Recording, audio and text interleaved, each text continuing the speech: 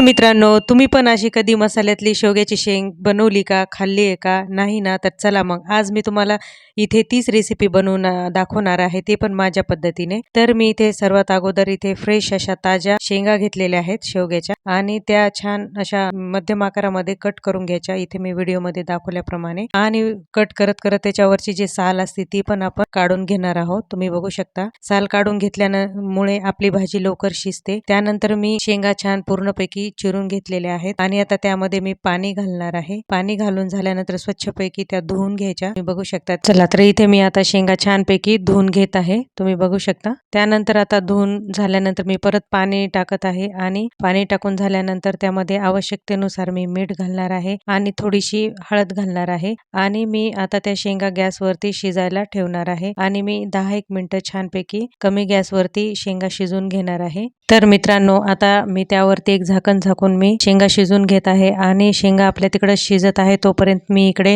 आलं लसूण पेस्ट बनवून घेणार आहे. तर मित्रांनो, व्हिडिओ तुम्ही शेवटपर्यंत बघा, स्किप न करता. चला तर इथे आता आपल्या ऑलमोस्ट शेंगा उकडून झालेल्या आहेत आणि त्या शिजल्या का नाही ते मी आता तुम्हाला दाखवणार आहे. त्यासाठी एक शेंग घ्यायची आणि आपण हाताने असे दाबून पाहायची शिजली का नाही. तर इथे आपल्या आता शेंगा छानपैकी शिजल्या आहेत. चला आपण आता वळूया नेक्स्ट स्टेप कडे. आता त्यासाठी मी गॅसवरती कुकर ठेवणार आहे. ही भाजी तुम्ही कढईमध्ये पण बनवू शकता, पण मी इथे कुकरमध्ये बनवणार आहे आणि मी आता कुकरमध्ये आवश्यकतेनुसार तेल घालणार आहे. तेल छान गरम होऊ द्यायचं. आता गरम झालेल्या तेलामध्ये जिरे घालायचे, मोहऱ्या घालायच्या, त्या छान फुटू द्यायच्या, भाजू द्यायच्या. त्यानंतर मी त्यामध्ये आलं लसूण पेस्ट घालणार आहे. तसेच मी थोडीशी कोथिंबीर पण घातलेली आहे आणि हे छान तेलामध्ये परतून घ्यायचं. तुम्ही बघू शकता. आणि लसूण आपला सोनेरी रंग येईपर्यंत छानपैकी तेलामध्ये परतून घ्यायचा. आणि आता मी त्यामध्ये घालणार आहे काही ड्राय मसाले आणि ड्राय मसाल्यामध्ये मी घालणार आहे लाल मिरची पावडर, हळदी पावडर, धनिया पावडर,